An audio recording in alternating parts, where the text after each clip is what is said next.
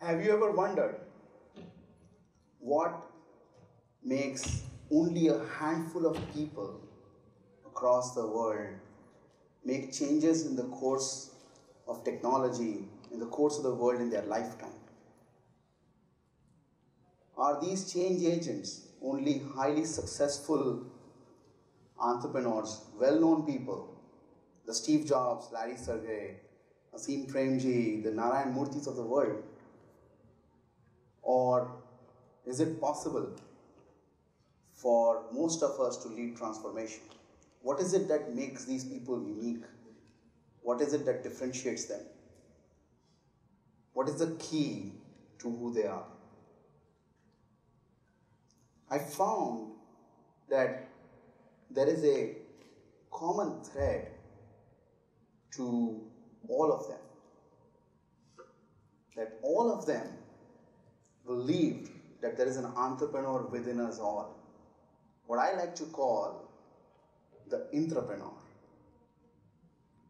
The intrapreneur is one who believes that the world can be changed by recognizing this in others, by recognizing the entrepreneurship in others.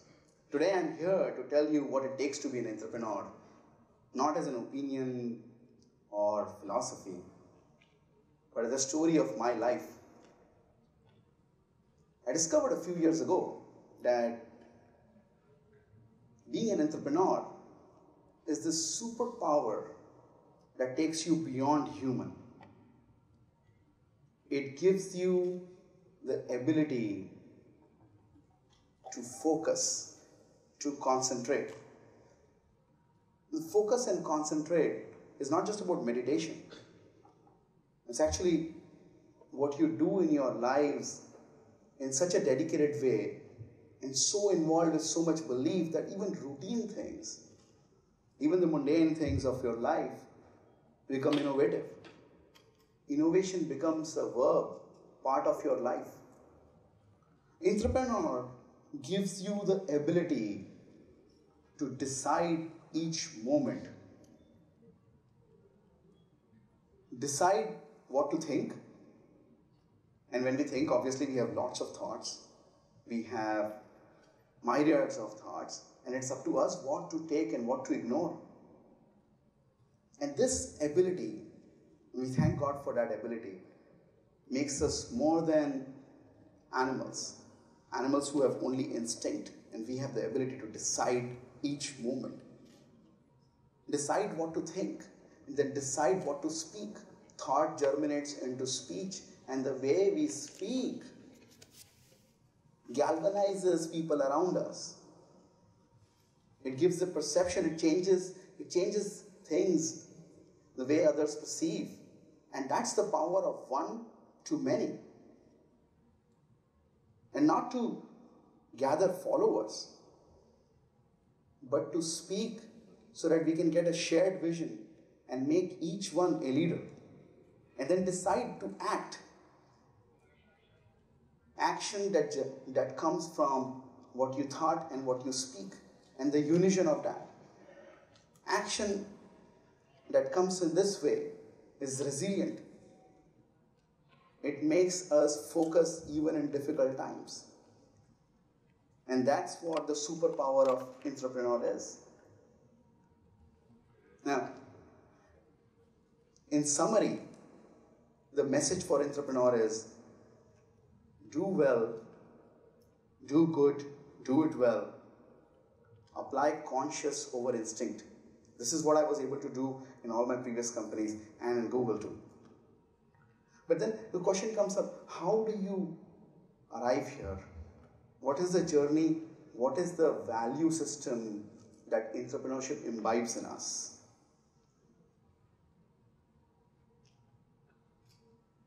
If you look at my lifetime, the last few years in Google, in 2012, I had done several exciting years in the partnership world, and after 7 years of, before that, spending in software engineering, I was burnt out. I was lost because I could not answer the question, why am I here? Why do I do what I do, and what is my purpose? And so I did something asymmetric, which I believe was, till date, my most profound and important decision of my career. I took a sabbatical, a 6-month-long sabbatical when my son was born. I went to my hometown. I spent time, inordinate time with my family. I lived each day with my child. I took care of my parents' needs. I looked after that long forgotten garden. I read, I traveled, and I rested my mind. I transitioned from a passionate engineer and Googler to someone with a deep sense of dispassionate focus. For the first time in my life, I learned what was really being dispassionate and what was really detachment. As the Zen master Dogen says, to discover the self, you have to forget the self. And so, once I did that, it opened an uncanny ability to think deeply and to understand that in this evolving world, in this challenging world, the thing that people most care for, far, far more, is how to create impact, positive impact on other people's lives and beyond. When I thought of that, what struck me the most in that time, what struck the deepest chord inside me was the state of the internet in India. I was appalled, I was very saddened that there were only 10% people online, and there was this huge, huge potential. There was very, very limited broadband then, and India had millions of users, thousands of entrepreneurs, hundreds and thousands of businesses which were stuck in a slow, sluggish internet. Capabilities were limited. And as compared to the rest of the world, we were lagging behind further and further. There was this huge experience divide that was happening between us and the others outside this room, outside these towns, outside these cities. And the divide was just increasing. And empathizing with that was my first aspect of the journey of the entrepreneur. It was my first step towards impact. I could empathize with that. And once I did, I developed this conviction that accelerating broadband was the one biggest contribution that we could make in this country as the largest leading internet corporation. And going towards that, I believed that this would contribute in a very, very significant way. Having this conviction, I started looking at all possibilities. I started looking at spectrum, I started looking at fiber in the last mile, I started looking at organizations which were building telecom infrastructure. I ran due diligence on them. I had the conviction now behind me. So now I was armed with empathy and conviction. And as soon as you did that, next came the realities. The realities was that to begin with, I was alone in this conviction. It was very hard for anybody else to understand this. For all my exuberance and excitement, my first meeting in Google, first presentation in Google, finished in this one very long minute on the first slide itself, which read solve broadband access. I was questioned on, even before the presentation began, saying, while this is the most daunting and relevant challenge that we face in the market, but solving for internet broadband access in India is like boiling the ocean. And I suddenly felt very tiny, very small in the room. I didn't complete the presentation. I just quickly retreated and left out. But my conviction remained strong that focusing on the problem to solve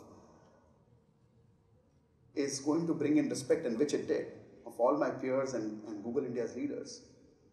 I remained focused there, but soon the realities were growing on me.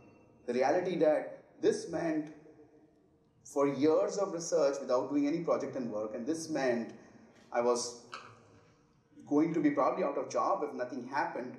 I wouldn't have anything to show, there would be no success, there would not be any relevance soon if I continue doing this. And I did that. I did that for 2 long years, and I lost relevance. I was every day struggling when I came to office. What am I going to do next?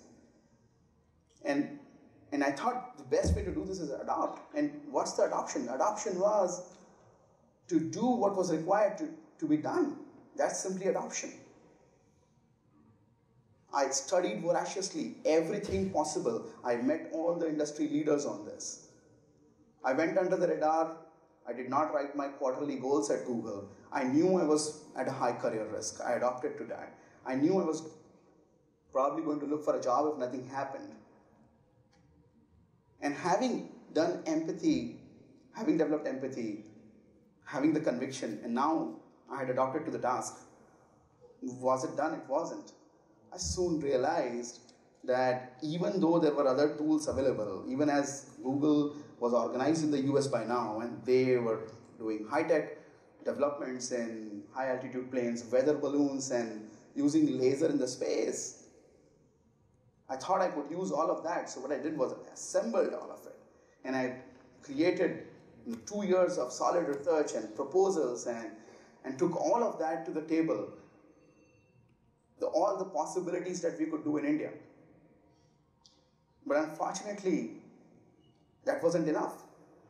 All my proposals were not accepted for various reasons. I was completely saddened. I was heartbroken. I had spent years and years of work on this. I knew I had given up a lot from a career point of view. I knew I could see others making progress. I did not know what to do. I went back to India, started to prepare for my exit. So I had put in almost all the value systems that I had found.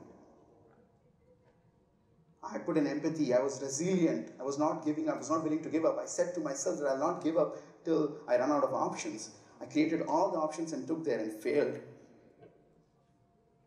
And when everything failed, and I was dejected, I was thinking of leaving Google at the end of 2014.